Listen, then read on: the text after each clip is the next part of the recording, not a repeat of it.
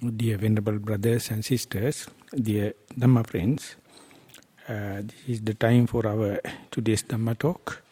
To start the Dhamma talk, may everyone give the consent with 3 times, sadhu, sadhu, sadhu. Namo tasse bhagavato arahato samma sambuddhasse.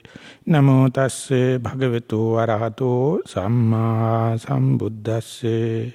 Namo tasse bhagavato arahato samma sambuddhasse. Ajjeva kiccamātabbhaṃ ko jaññā maraṇaṃ suve nahi no saṅgaraṃ tene mahāsenena maccuno evaṃ vihāriṃ ātāpiṃ ahorattaṃ matanditaṃ taṃ ve Bhaddekarattoti santo ācikkate munīti. Dear Dhamma friends, for the last 6 days we were dealing with this particular discourse delivered by the Buddha and named as Bhaddekaratta Sutta. And during the discourse we took the translation as the ideal solitude or ideal lover of solitude. But instead, if you have to read translation, there are other names also given or other shades of meanings. One excellent night or one excellent desire, that kind of also. So for the discourse, for the series of discourse, we have taken one, the meaning that ideal solitude. So when we are dealing the 2 stanzas that I recited for today's talk, again this issue comes, how these translations are fit into this main theme of the discourse. So far, the Buddha, one by one, step by step, he taught us how to do away with these extremes and then come to the middle. And even in the middle path, there are some fine-tuning, subtle arrangements you have to do, and when you are adjusting accordingly, slowly you will learn the art of going to this ideal kind of solitude or freedom, and that you can reach with respect to 5 aggregates, with respect to the materiality, the feelings, the perception, the mental formations and the consciousness.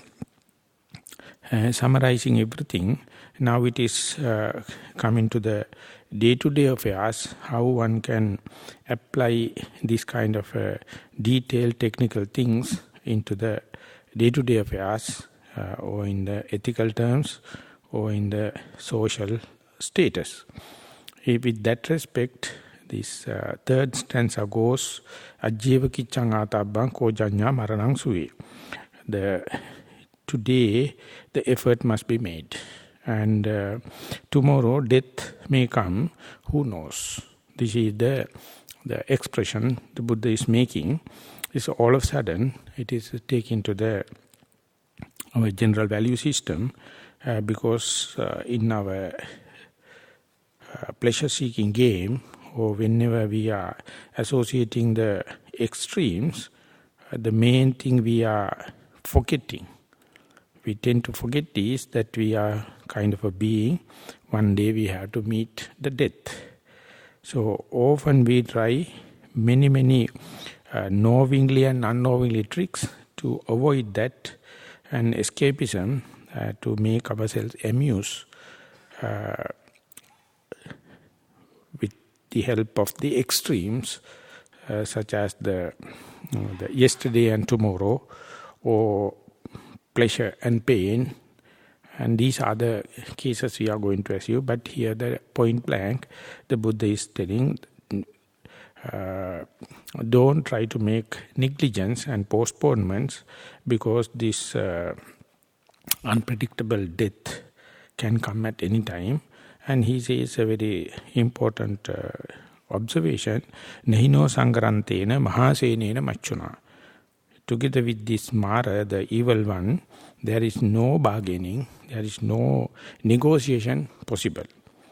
In this, in the social status, in the life, whenever such a thing happens, we have some mediators and way of negotiating and bargaining. So therefore, politicians, they think they can do with anything with this kind of bargaining, or any economists or any social beings.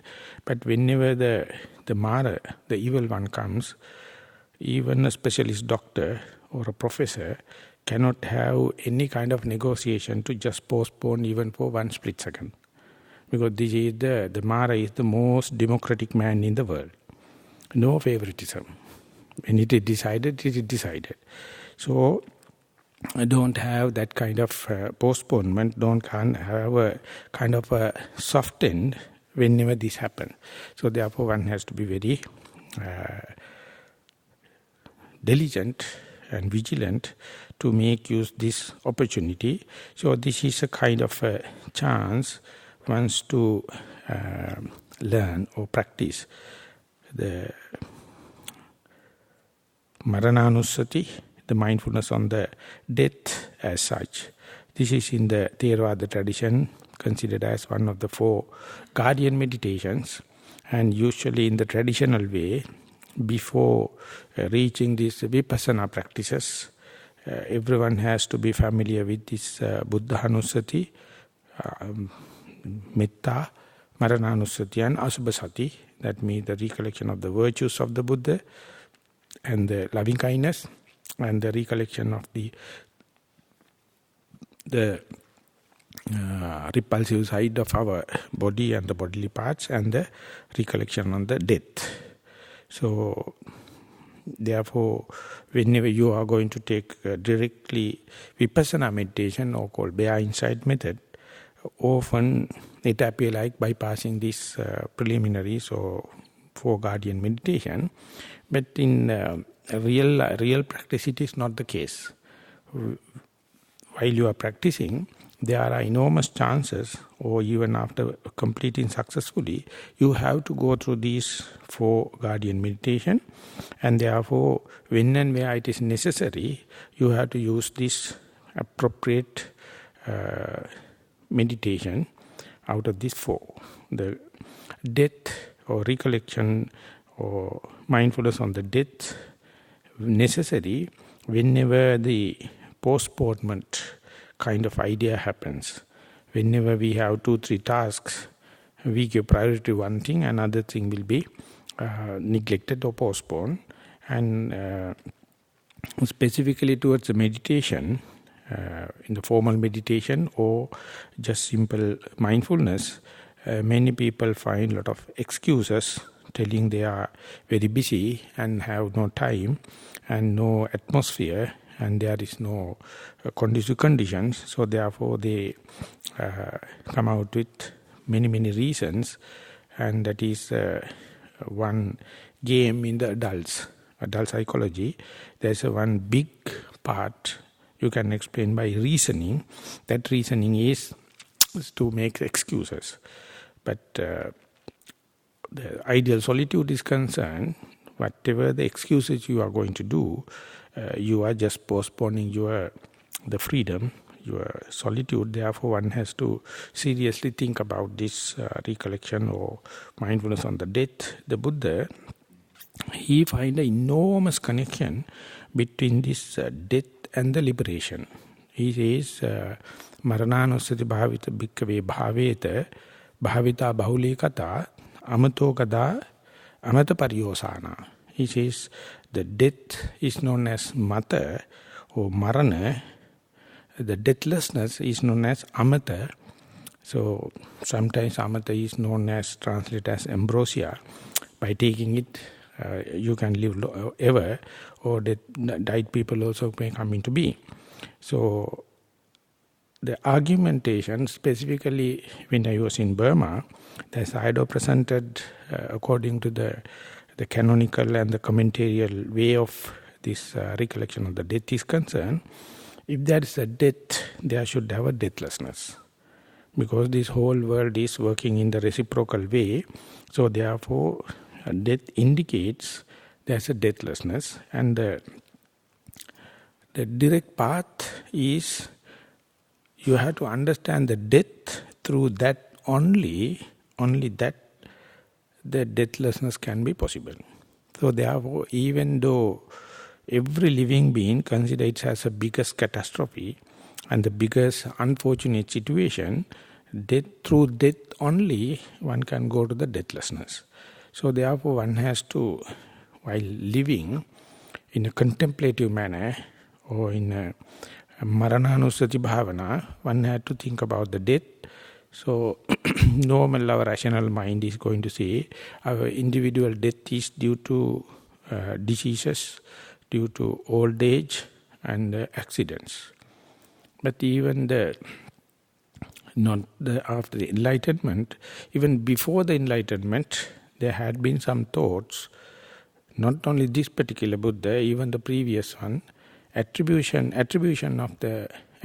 the death not to this kind of the old age sicknesses or accident.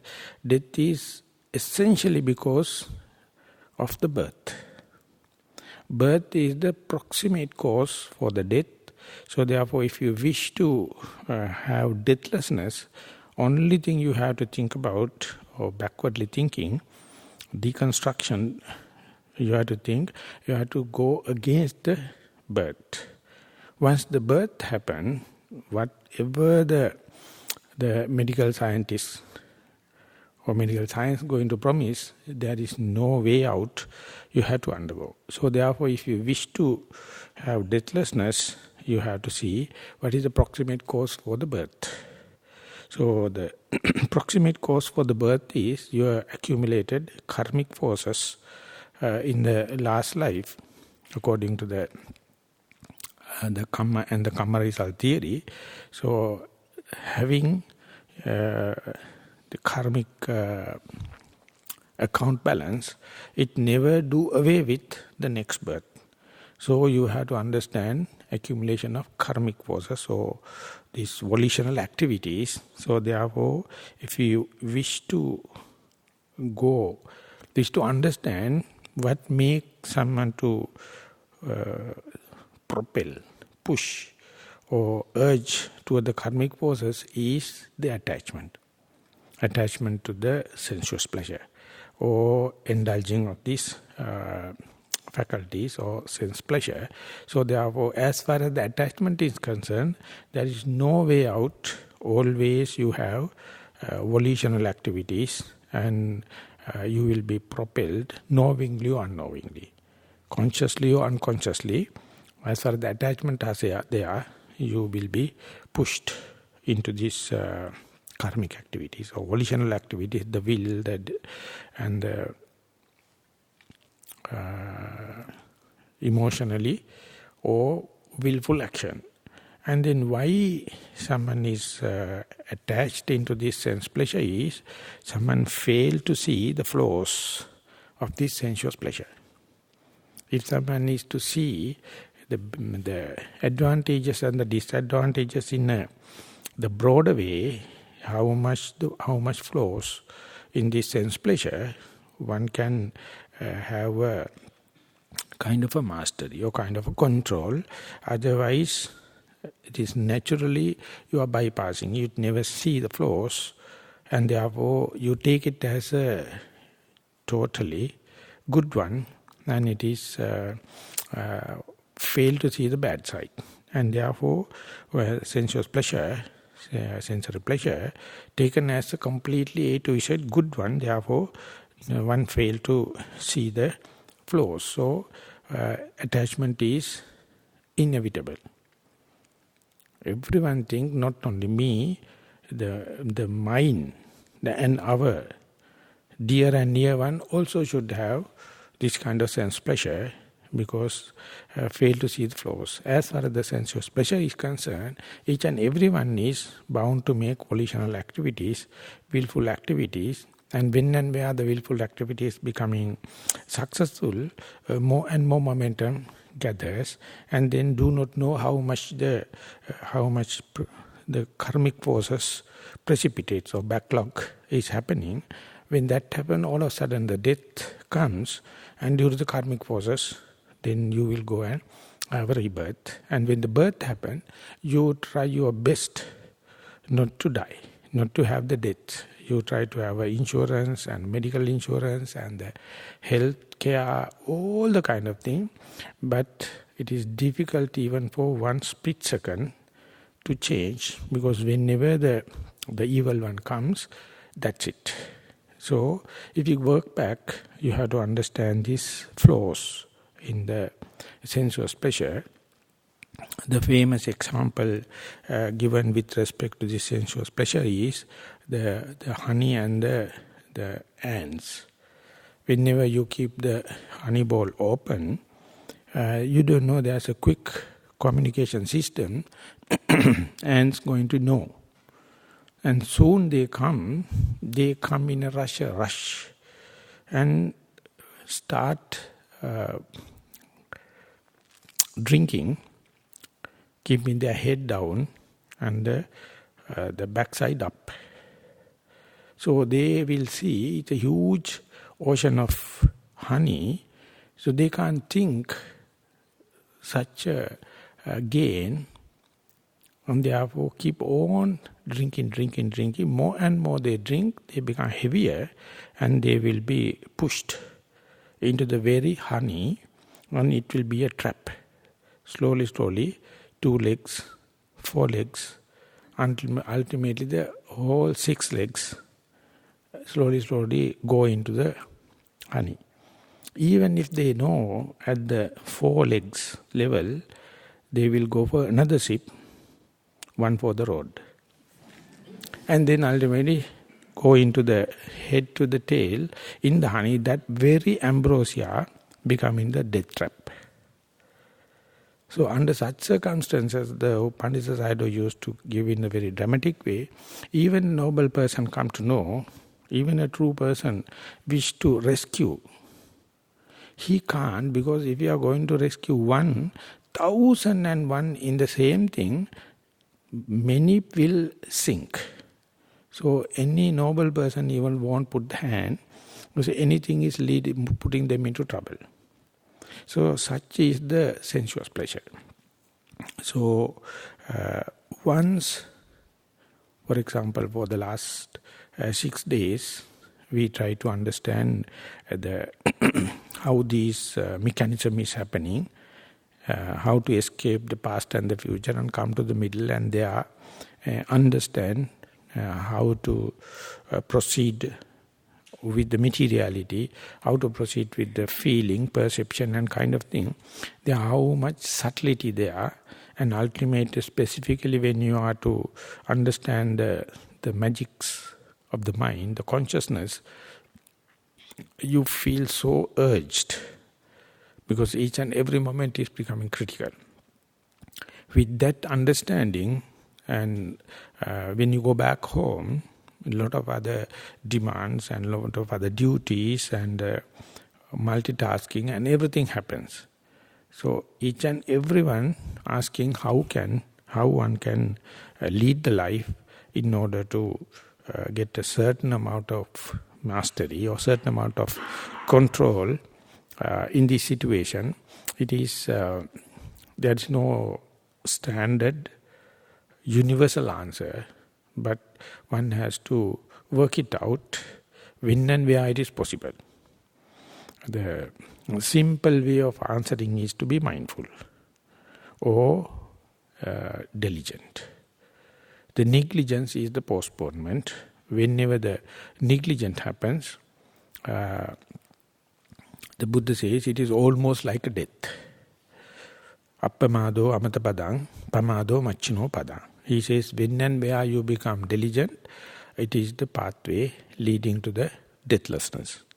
When and where you become negligent or unmindful, that is the pathway to the death. So therefore, appamado amatabadang, pamado machuno padang, Appamattana miyanti.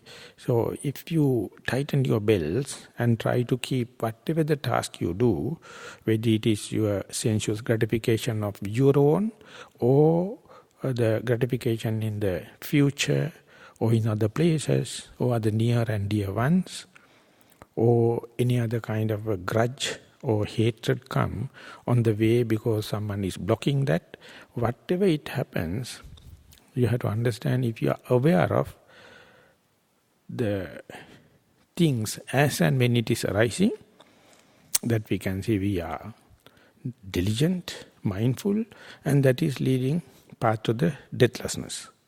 Instead, if you so unmindful, so negligent, this desire or hatred or ignorance is going to take you for a ride. That means you are then and there earning the death. And that under such circumstances, the Buddha says, even though they appear like very active people, they are already dead. Because they have no feeling. There is no appreciation for the mindfulness, no appreciation for the diligence. So therefore, when and where the phenomena arises, they become negligent. They appear like very active people, but from the point of view of the Buddha, it is they are already dead, or sometimes giving the simile that some people in the night, in the dreams, they start to walk and talk and all the kind of thing. So awakened person can see, even this, his mind is very busy and physical, verbal things are happening, he is not awakened. He is sleepy, he is in a dream. Exactly the same way the Buddha observed all the other negligent beings with the negligence, they say they are very creative, very active, very productive and very advancing, but appear like dead. So in a very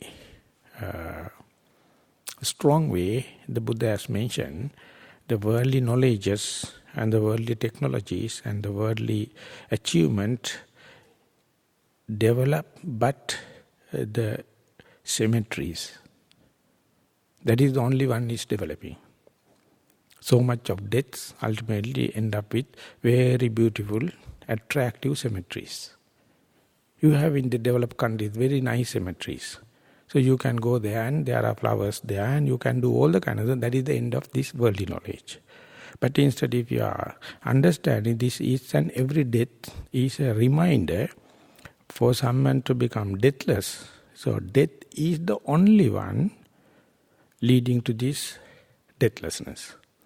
Or otherwise you can say the unsatisfactoriness or unstable mind or frustrated mind is the energy, is the creativity for all the production, for all the knowledges. So therefore it is a huge source. So it's, in a way it is, in Pali it is called Sangvega. Sangvega means urgency.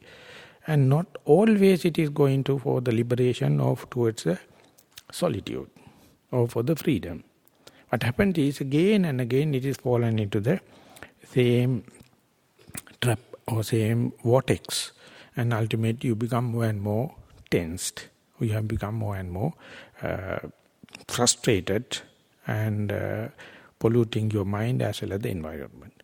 So using that particular sense of urgency and to try to go beyond the orbit and to get out of this vortex is called yoniso manasikara. That is the wise reflection, or sometimes translated as radical reflection.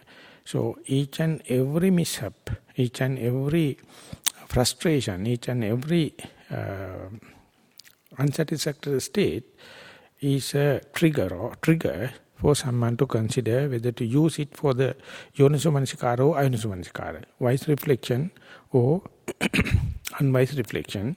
So whether you are busy or pressurized with so much duties and responsibilities, if you know the art of thin slicing of time, each and every moment has a equal weight. But if you do not know how to slice the time, and if you are going to consider as a chunk, it becomes very unpenetrable. Whenever it becomes thin slicing, its penetrative capacity is there. So that is how you have to make the mind vigilant, make the mind diligent.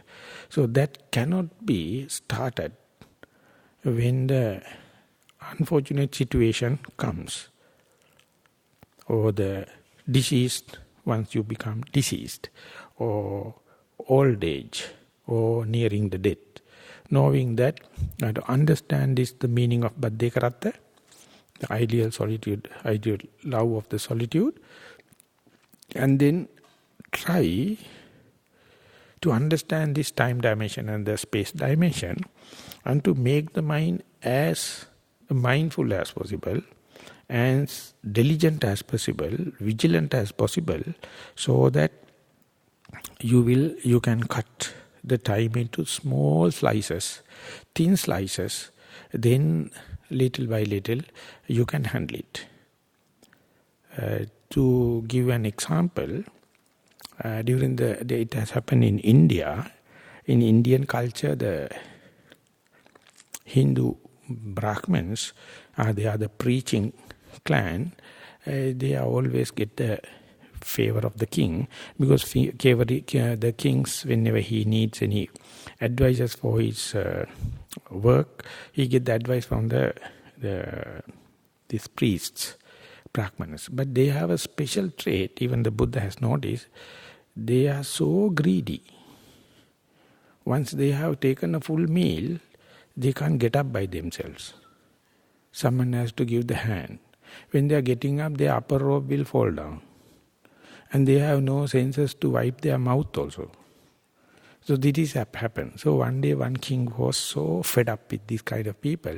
They are very good advisors to the king, but very, very negligent toward their food. So one day the king has asked for the feast and given the enough food and 100 priests. And then at the end, king has told, now I am going to give each one with one coconut. Split, you have to eat now. But everyone is up to the brim. No one has chance to eat anything. So king told, if you are not going to eat, I will kill everyone. This is the challenge. So what they did was, they told the king, this is a very serious challenge, therefore we have to have a conference. So everyone got together. One person told, we will take the coconut of the leader and ask the king to slice them into 100 slices. And everyone will get together and eat it. A thin slice is somewhat eatable and digestible. So king took time to cut that coconut into 100 slices and gave it to one. They started chewing each other. And it took enough time. And then he told the second coconut, the third coconut. Ultimately, if you can slice it into 100, they finish all the 100 coconuts. So this is the exactly way you have to do thin slicing of the time. So you can't do it in a pressurized situation or tense situation. When in the meditation, you have to be so sharp to thin slice the time. And when it is happening, in between two extremes, or in between two deaths, there's a deathlessness in between. So our mind is so negligent, it is jumping from death to death. Each time it is jumping from one to the other, it is bypassing or avoiding the deathlessness. So therefore you have to cut down the momentum and see between two death moments or negligent moments, there is a kind of a deathlessness with respect to the anapanasati or in-breath and out-breath. You can say the materiality, or in specific way we can say the air element manifest in the in-breath. Once it comes up to a perceivable level, you can feel this is in-breath, it is gross, It is touching in your edge of your right nostril or left nostril or top of your upper lip. You may feel it. And then once that is gone, after a gap, the out-breath starts. Out-breath also you never feel at the early part.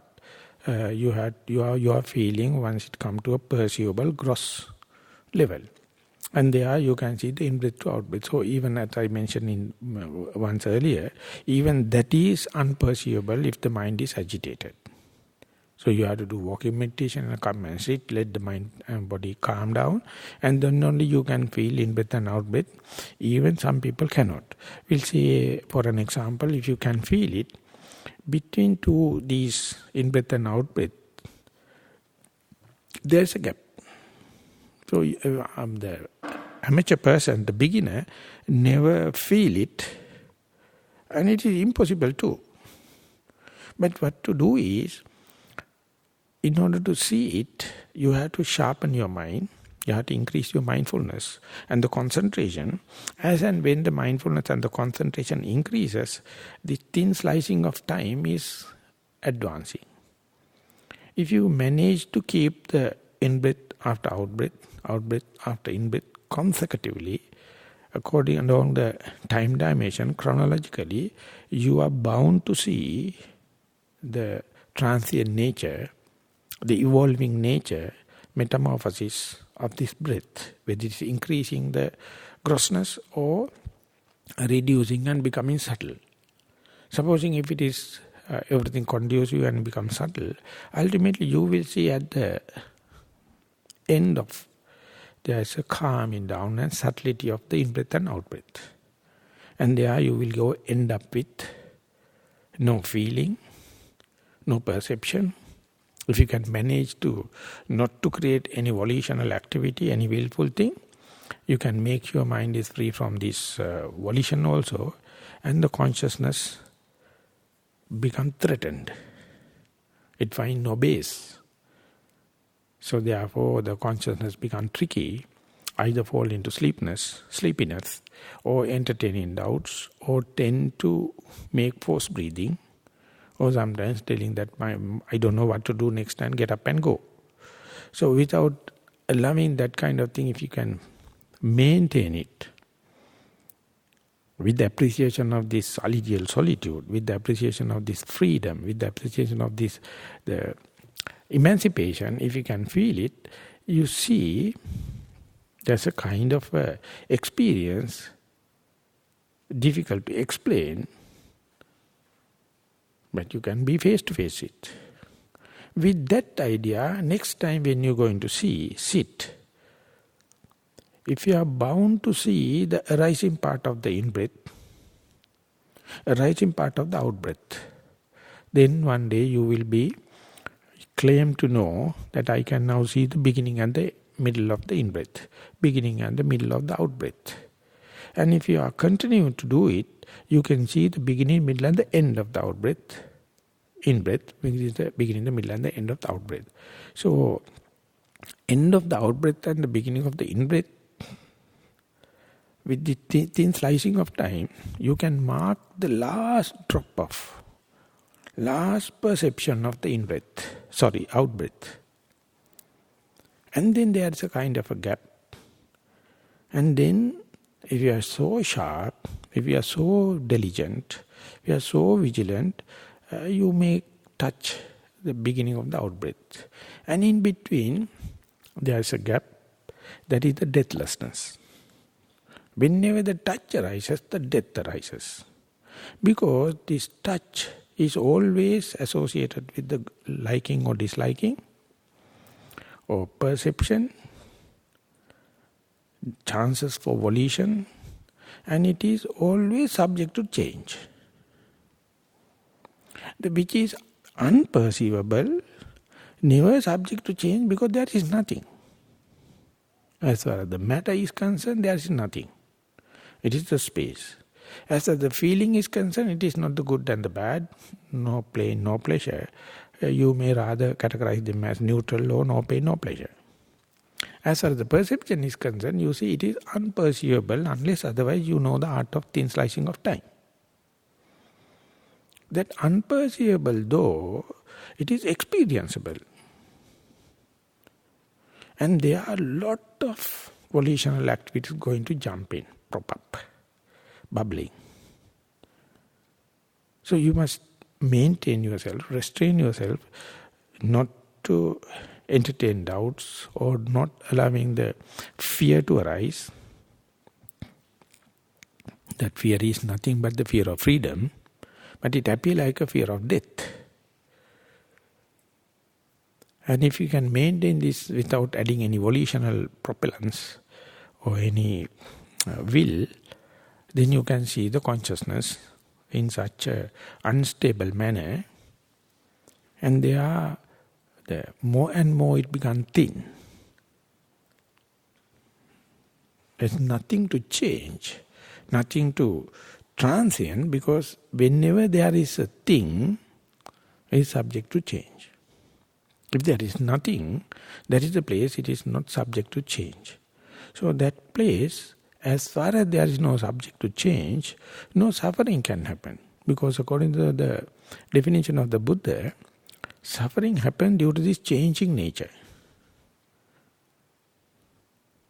Yang anicca tan dukkha. If anything transient, that is the definition of suffering. So if you are bound to see this, nothing to feel, no feeling, no perception, and volition also withdrawn as much as possible, and the consciousness also becomes so weak that indicates you have a possibility to go into the extreme of this kind of thing. When you go there, you experience that nothingness. And that is given the epithet as the ideal solitude or the freedom. So far, you recognize it as loneliness. Now you have to redefine it as the aloneness. Loneliness is a very negative thing, cornered and very bitter in taste. You try your maximum to get out of that. And do you consider this as a aloneness or ideal solitude, or as a freedom that you can't do it in a disease situation, near death situation, or in the old age situation. You have to go into that while you are in your prime age. As according to the terms of the Buddha, when you have the black hair, young age, the 1/3 of the early part of your life, and with your vigor, with the youth. But that is the worst time for you to meditate, I know, in this climate.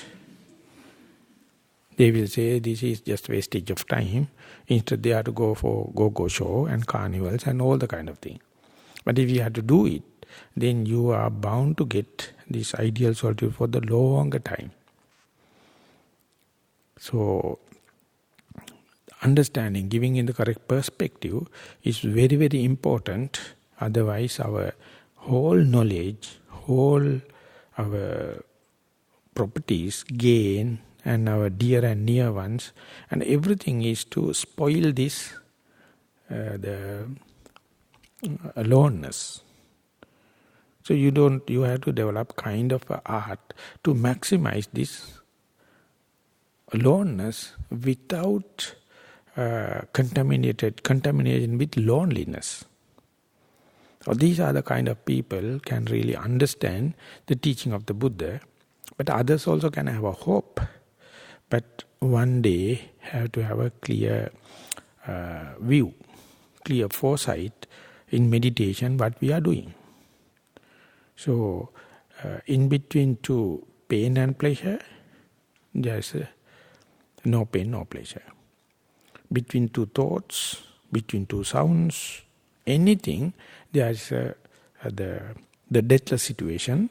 So for that, if you know the thin slicing of time, it is not that you are completely away from this unwanted situation. Whatever it happens, your mind is so sharp, you see moment to moment there's a death and there's a deathlessness. And present day, maybe an accident, but anyway, some people started this near-death experience. Counseling at the last hour of the sinking patients. And when we are collecting, and the other part is that anginal arrest, where the heart stops.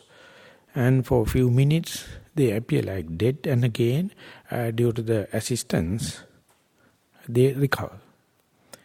There is a kind of a connection between them and a near-death experience and this, almost like this anginal arrest. So they say that, according to some surveys, they have taken 40% of people, they say when we are reaching this kind of a death moment, our rational mind start to run panic.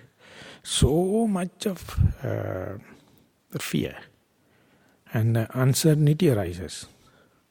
But after a while, it dashed through into a kind of a light tunnel. And when you go there, you find that all the conventional memories and everything gone. There's some beautiful, kind of floating, light and light perception, everything happened, a beautiful thing happened. And sometimes you can see your dying body. And due to the effort of the doctor, again, it will pull back to the recovering body. And in between, they explain huge, unexplainable, blissful situation. And when they come back to the life,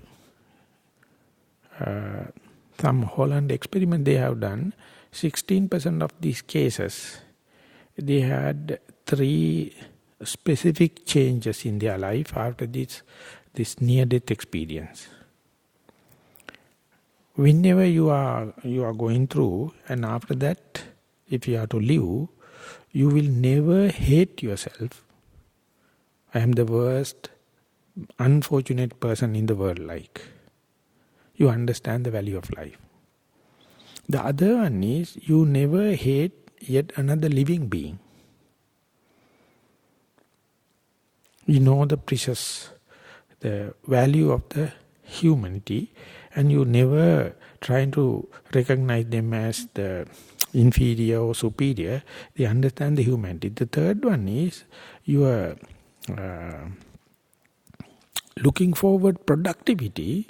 Even if you are very old, age-old person, you are still feel like a young, so you will take a challenge of learning a new language, taking into any technology kind of thing. You never feel it is like too late. So the rejuvenation happen. And then they never look the death as a bad thing. I think that the incident nicely put to words by the Carl Jung, and he has mentioned that one time he has undergone at his age of 48, when this kind of a near-death experience, and that he has wrote, from the point of view of life, death is such a catastrophe. End of this whole rational mind and what we gathered and everything. So therefore he says it is rational and it is natural for people to entertain fear. But if you are lucky enough to see the life from the point of view of the death, you will never come back to life. It's such a frictional. It is such a wear and tear. It's such a costly thing. So taking this into the 2 breath and in between the gap, whenever you are to perceive the gap, even though it is not going to give any materiality, rather it is leading you to the space. Even though it is not going to give any pain nor pleasure, rather it is leading to the no pain, no pleasure. Even if it is not going to give any community with your dear and near one, rather it is going to a very unique experience. Even though you can't gain it by a will or any volition, you understand you are endowed from the beginning of your life. Even though there is no duality, the prime function of the consciousness, that unity is the most contented one. So if you look the life, if you look the breath, from this point of view, you see breath is a friction. Breath is rubbing, ever changing, never predictable. So that is what the suffering called. But the beauty is, you can't go to the gap unless otherwise you tackle the breath. So death is the one leading to the deathlessness. So therefore you have to understand, whenever the matter comes, materiality, the corporeality, the feelings, the perception, the volition and conscious things, they are the raw materials. From you have to use them as raw material, and thin slicing of the time, go in the sharp mindfulness and the sharp diligence. Ultimately through that, you will be leading to the corresponding solitude, corresponding freedom, corresponding this aloneness. But the thing is, you can't share it. Never. So that may be the reason the Buddha, after his own enlightenment, he withdrew, even to preach to these sensuous beings. Because they always complain they have no time. They always say that there are so much of problems, so therefore no time. But according to this, the literature, the one of the Brahma came and asked the Buddha, please, preach it. There are some people with a little dirt in their eyes. With that hope, only the Buddha started. So therefore our rational mind, our dear and near ones, our other worldly knowledge never give any chance for us to think about the death, never give us the chance to think about the meditation or association with the good friends and kind of thing. But we, somehow or the other, manage to get a certain amount of it. And when they are practicing it, we have to have the correct perspective towards what aim, towards what goal, intermediate goal we are aiming at. We are aiming towards this solitude. We are aiming towards this freedom. And that freedom is not something outside. It is in between to these matter, feelings, perception, volition and the consciousness. They are stuck in such a way, between two extremes, there is a middle path. When the day you understand it, you will see you gain nothing. So that is why in the Devata Sangyutta one day, one of the deity, the Devata, come to the Buddha, ask, oh monks, are you happy? Then Buddha asks, for what gain? Then he asks, are you unhappy? Then he says, for what lost? In that case, easy to say that you are not happy, no, neither happy, not no unhappy.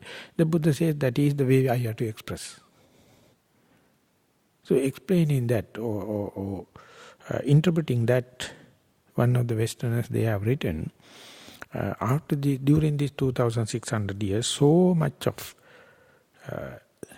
noble beings or beings see this death while they are living through this diligence, through this mindfulness, and they went through, they realized this ideal solitude, and they realized this the highest goal, but no one threw a party.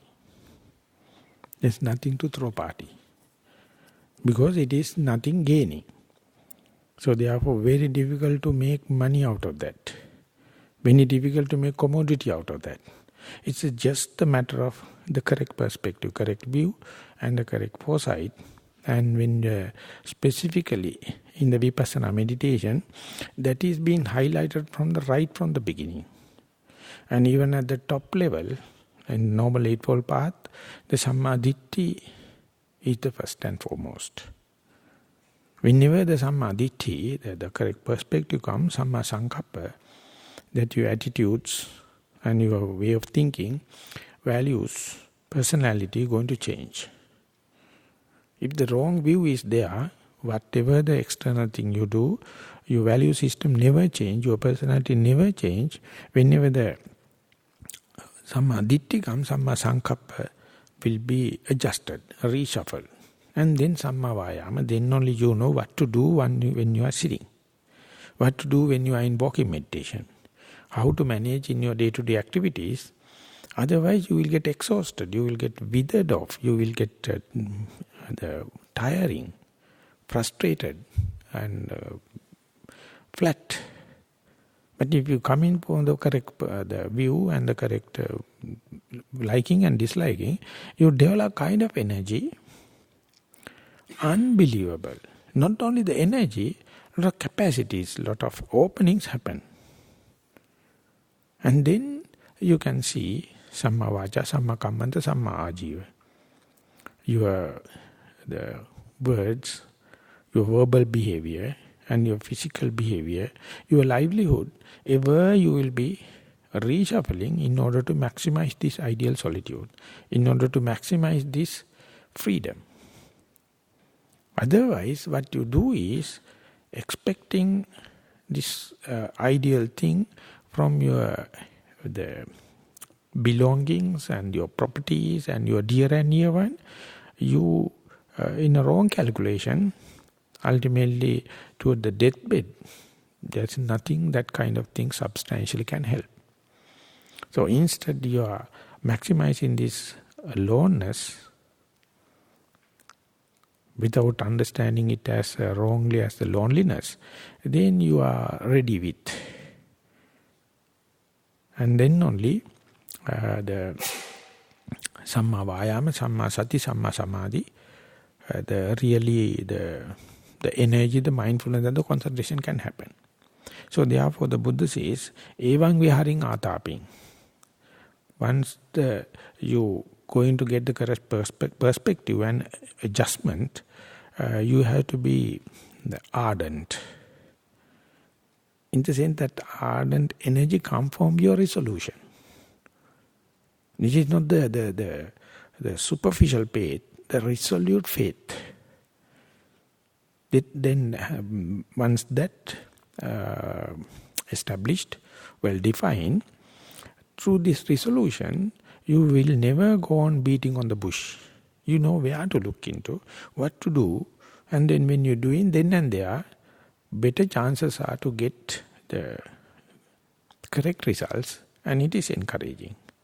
Evang vihading atapi ahorattam matanditang. It is not happen overnight. It cannot happen by a single talk. You have to do ahorattang, that means day by night. Matanditang, not in a lazy way, not in a slimy way, not in a sloth and torpor. You have to keep the vigilance. And this ahorattang is translated as by day, by night, or means long nights. But Bhaddekaratta, there also this term ratta appears, and they translate it as a ratti, as mean the night, or rati, the kind of delight. Take delight. So ekaratta, therefore some considered as the auspicious one single delight or one single night. But when Katakurinda Jnana, after the Venerable Jnanamoli's interpretation, he used this ekaratta is something like ekavihari or ekachari. Your desire is to be loneliness. Not single desire or single night, desire for single night, only single desirable thing. So he interpreted this as a ekavihari, that means you are maximizing aloneness. The Buddha says, sadhutiya. Sadhutiya means having always a companion. So this is our social life. Sadhutiya, opposite is adutiya, no second companion, no second one, no companion simply. And then simply Buddha says, what is the invariable companion is nothing but the karma or sensuous desire. each and everyone living with the companion of sensuous desire. So you must understand, as far as it is there, no loneliness, no aloneness, no solitude, no freedom. So whenever you become adutiya, there is no companion. That means when and where the desire arises, you are bound to see the flaws, just like an ant gone into the honey bowl. The Putujjana, the commoner, is defined as the person who do not know the limit. That is to say that our eye will never function without the visual objects. It's a basic need for the eye to work. There should have some amount of visual objects. There's a certain limit, so the basic needs, as far as the ear is concerned, the nose, the tongue, the body and the mind. Some person has done an experiment taking a pups or young cats. They born blind. According to Sri Lankan tradition, it says 7 days it takes to open eyes. So they have kept the young cats or pups in the darkness. Completely darkness is 7 days. Even after the opening an eye, another 3 days, and they found their brain development has hampered or reduced by 40%. Without the light, no orientation can happen. Their brain development is completely, not the completely, 40% reduced. So therefore the brain to develop, there should have some light, there should have certain amount of visual objects. But which is the limit?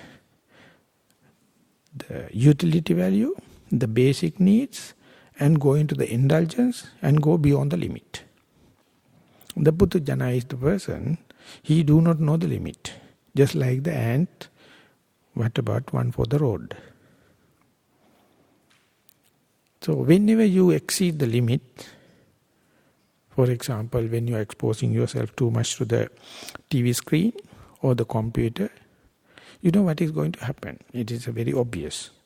And exactly we are going to have the sounds, specifically with this headset and the full blast. What is going to happen to your ears, and the nose, the tongue? And there's a Sri Lankan, the book written in Sri Lankan, committing suicide by your tongue. This is what happened. The people do not know where to stop in eating.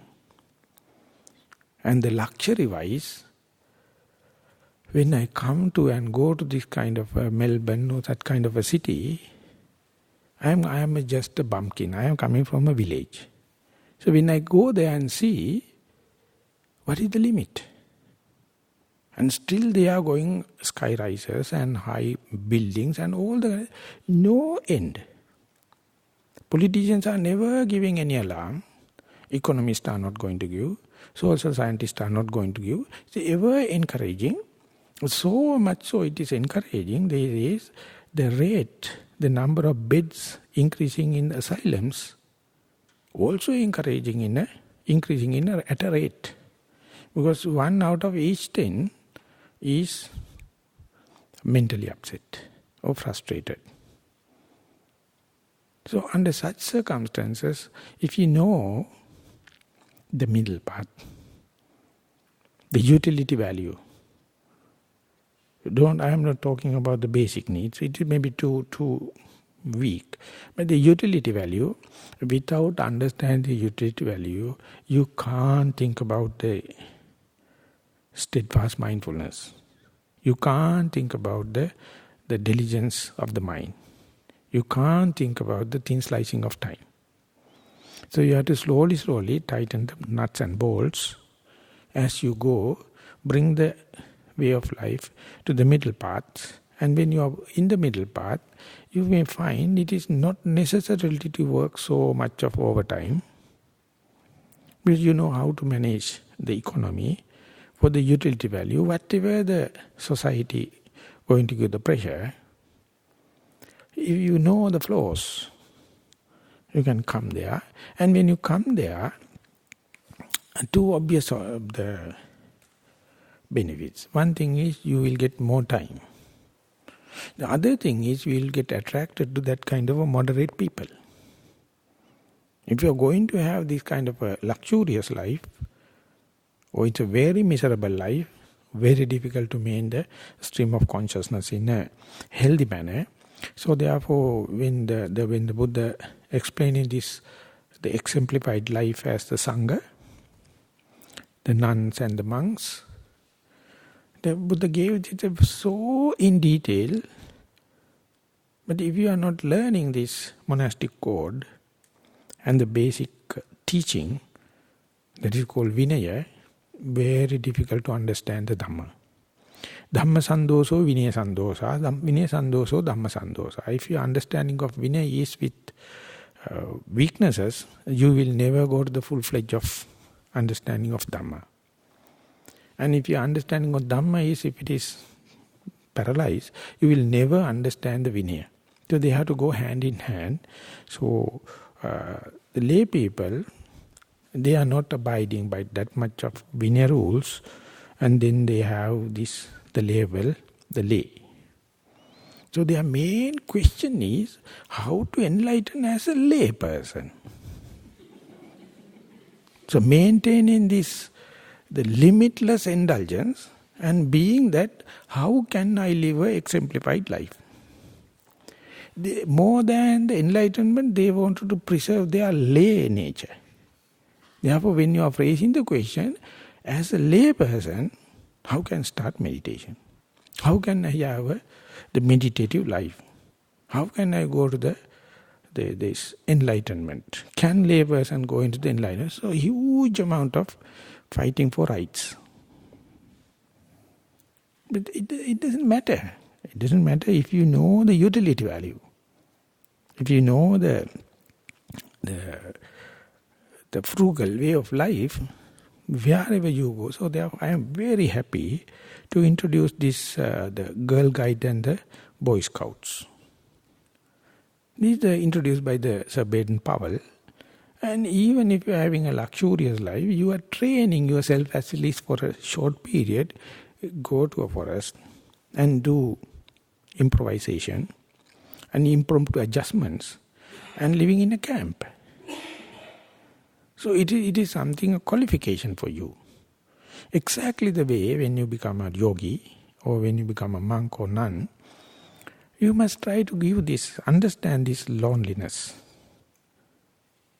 Loneliness is what we are going to get rid of by these luxuries and all kind of things. The moment you understand the loneliness, of course human being is a social animal. But it's a human right we have. If you wish, if I wish, I can have my aloneness. So this changing decides whether you are selecting the death or deathlessness. But the main thing is you have to remember, deathlessness happens through the death. Therefore, whatever we have done, nothing go in waste. But only thing is putting it into the correct perspective. If you are living that way, adjusting your way, tang ve Bhaddekarattoti. That is what the Buddha says, Bhaddekaratta, having a one single, it's a lover of solitude, the ideal lover of solitude, and that is the teaching of the saintly and tranquil sages. So throughout our meditative life, we had sacrificed so much, but still maybe we are not happy with the results we get in materialistic sense or in other literal sense. But if you are to see how much you are appreciating this aloneness, that there's a huge amount of experience we have through the trial and error. But whenever this aloneness happens, if the mind is going to react in the way of fear of freedom, that is the only block. That is the block. Whenever the freedom happens, mind take it as a point to be fear. That is why the sleepiness happens. Escapism. Or entertain doubts. Or doing one or the other thing, open eyes or get up and go. So it is not a crime. It is not, in a sense, a mistake too. Only you have to understand it and increase this aloneness as much as possible, even in the midst of all carnivals or in the capital cities. No one can disturb you. Once you develop a certain amount of, immunity and resistance power, then you not only that you are maintaining, you are gaining this ideal solitude, the vibration emitting from you itself is giving a hint, giving a silent sermon to the other people, specifically those who are trying to develop mindfulness. Even for the other, even those who are in the sensuous pleasure, feel when someone is in its own aloneness. So, Sasana, the message, 2,600 years old, has brought up to date, and it is full-fledged living, and we are still trying to gain as much as possible. And if you are going to correct our perspective and put it in the correct way, the individual has to understand there is no second person, specifically as elders, second person involved. That is the mere understanding. So at the end of the Karnimita Sutta it says, Dittincha anupagamma silava dassanena sampanno kamesu vinayagedan nahi jatu gabbadehiyam punaretiti. If you are not falling into a wrong view, Dittincha anupagamma silava, your moral conduct or moral responsibility is not to brag, not to show others, but not to make mistakes. Dittincha anupagamma dassanena sampanna. You must have this view, the foresight, everything I am doing in order to maximize my solitude, my aloneness. And if that is the case, it is easy in the sense to restrain towards this sensuous pleasure. And if you can manage, the Buddha says, never you will accumulate momentum or karmic forces to go and rebirth again. That is the only way you can reach the deathlessness. So that is the first utterance of the Buddha after the enlightenment. Aneka jati sansarang sandhavisang anibhisang gahakarang gavesanto dukkha jati punappunang. Gahakarang dittosi, the gahakarang, the builder, is the rebirth. Dukkha jati punappunang, the rebirth again and again. So far he tried to get rid of death after the birth. But this time he saw the formula, the circuit, and he break it. Before this death, make sure that there is no birth. Sabbha te pasuka bagga gahakutam visankutang visankharagatan chittang tannhanang kayamajjaga. So this is he is the only, the teacher, going to say you can do it in this very life. All the other religions also talking about kind of a liberation and merging with the Brahma, and everything is after this life, death. But the Buddha says you can make sure in a gradual process and through this correct foresight of the ideal solitude. But this particular sutta says that is Adi Brahmacharyaka. Adi Brahmacharyaka means that these are fundamentals for your holy life. So when you develop the holy life and tighten your belts and come back to the middle path and going forward, definitely you are bound to get this from the normal solitude to the ideal solitude or the prime solitude. And with the effort you will have exerted and listening to Dhamma and taking part in the discussions and kind of thing.